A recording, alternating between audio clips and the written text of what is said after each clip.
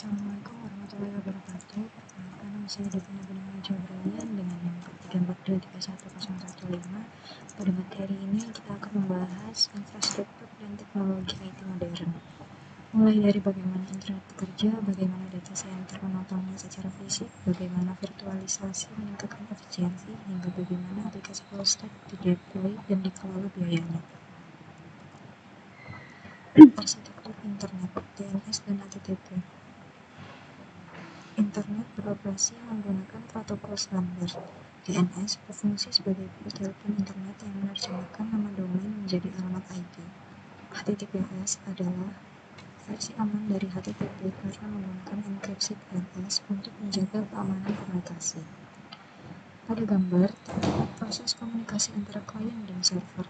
Klien mengirim permintaan melalui HTTP atau HTTPS, kemudian server memproses dan mengirimkan respons kembali. Jika menggunakan HTTPS, data dienkripsi sehingga tidak mudah disadap. Jaringan dan troubleshooting. Setiap layanan berjalan pada port tertentu, misalnya di HTTP 80, HTTPS 443, SSH 22, RDP 3389. Untuk mendiagnosis jaringan digunakan tools seperti ping untuk mengecek konektivitas, trace router untuk melihat jalur data, serta nCloud untuk memeriksa DNS. Data Center Physicality. Data center adalah infrastruktur fisik yang paling menopang layanan cloud global. Di dalamnya terdapat server rack, cloud server, UPS untuk cadangan daya, serta sistem pendingin presisi, virtualisasi, serta hypervisor. Virtualisasi memungkinkan satu server fisik menjalankan banyak mesin virtual. Hypervisor adalah software yang mengelola VM. Pada diagram terlihat hardware di bagian bawah, kemudian hypersupervisor di atasnya, lalu beberapa VM di atas hypervisor. Ini menunjukkan bagaimana satu server bisa menjalankan beberapa sistem operasi secara terisolasi. Kemudian VM provisioning workflow.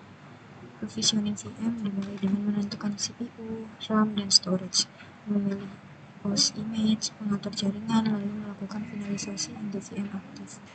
Pada tabel menunjukkan tahapan mulai dari configuration hingga finalization. Ini adalah proses standar dalam membuat VM di cloud. Kemudian ada SSH dan RDP. SSH digunakan untuk mengakses server Linux melalui command line dengan koneksi terenkripsi. RDP digunakan untuk mengakses Windows dengan tampilan grafis. Pada gambar menunjukkan perbedaan tampilan CLI pada SSH dan tampilan GUI pada RDP.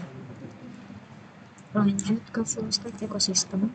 Pengembangan web mencakup front-end, back-end, dan database yang saling terintegrasi. Kemudian ada web deployment dan server. CI atau CD memungkinkan otomatisasi deployment. Web server seperti Nginx bertindak sebagai reverse proxy dan Docker membuat aplikasi portable. Kemudian ada cost matrix. Biaya compute dihitung berdasarkan vCPU dan RAM, sedangkan storage dihitung berdasarkan kapasitas dan performa akses. Kemudian ada egress dan pricing models. Egress adalah biaya data keluar dari cloud. Model pembayaran bisa on demand atau reserve dengan diskon komitmen. Kemudian kita lanjut ke PPT berikutnya.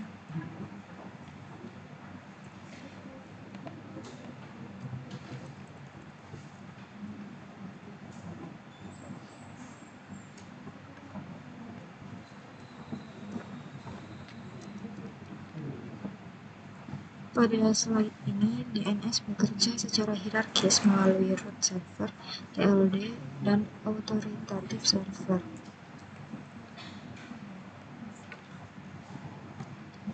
Kemudian ada HTTP dan HTTPS. HTTP bersifat stateless, sedangkan HTTPS menggunakan enkripsi TLS untuk keamanan. Kemudian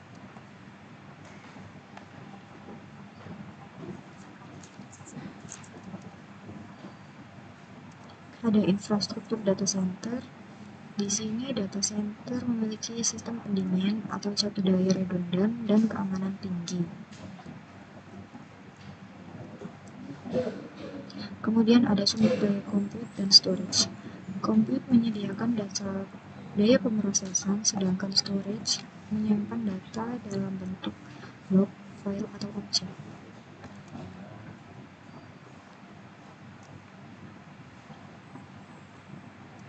Traffic data meningkat karena cloud computing, AI, dan streaming resolusi tinggi. Lanjut ke PPT berikutnya tentang virtualization dan VM provisioning.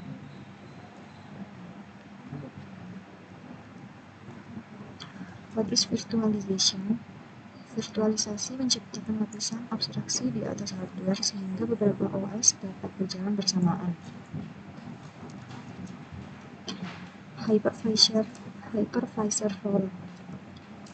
Tipe ini berjalan langsung di hardware, kemudian tipe 2 berjalan di atas sistem operasi.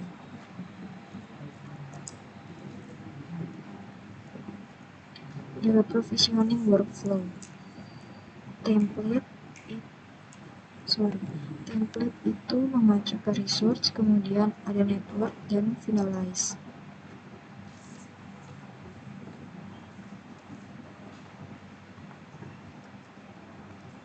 Kemudian ada SSH.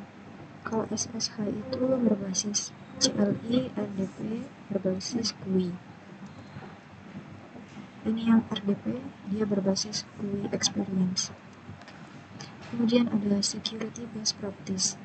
Praktik keamanan meliputi MFA, VPN gateways, least privilege, serta patching rutin.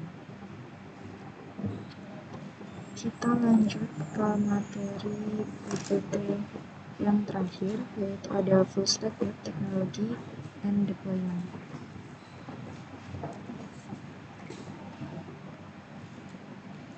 Ini ada perbedaan front-end versus back-end, yaitu front-end itu berfokus pada UI UX, tata letak, dan responsivitas, sedangkan back-end berfokus pada performa dan keamanan data.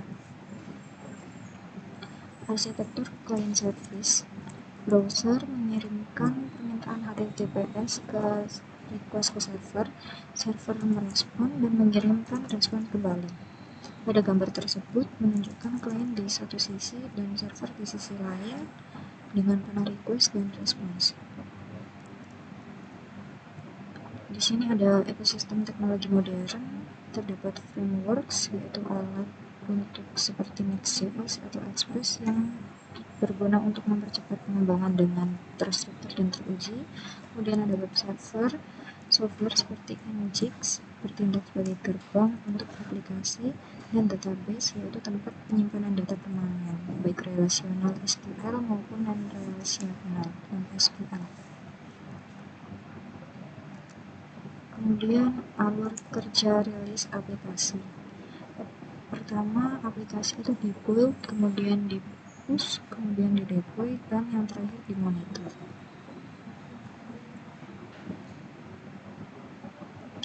Standar performa web. Kenapa sih ini penting? Karena ketersediaan aplikasi adalah kunci kepercayaan pengguna. Deployment yang baik menggunakan sistem redundansi untuk menjaga angka ini tetap tinggi. Kecepatan muat di bawah 2 detik secara signifikan meningkatkan retensi pengguna. Kemudian ada konfigurasi server. Menyiapkan virtual private server melibatkan pengaturan sistem seperti Linux, firewall, dan runtime. Kemudian ada perbandingan metode deploy. Kalau FTM itu manual dan lambat, sedangkan Git SSH lebih fleksibel, CI atau CD otomatis, Docker itu memberikan isolasi. Kemudian kita menuju ke strategi deploy terbaik. Zero downtime itu memastikan tidak ada gangguan saat update, sedangkan environment variables itu menjaga keamanan. Staging environment digunakan untuk testing sebelum produksi. Kesimpulannya, internet bekerja melalui DNS dan HTTP. Data center menyediakan infrastruktur secara fisik, virtualisasi meningkatkan efisiensi resource, full stack membangun aplikasi, dan deployment memastikan aplikasi berjalan stabil serta efisien secara biaya. Terima kasih. Assalamualaikum warahmatullahi wabarakatuh.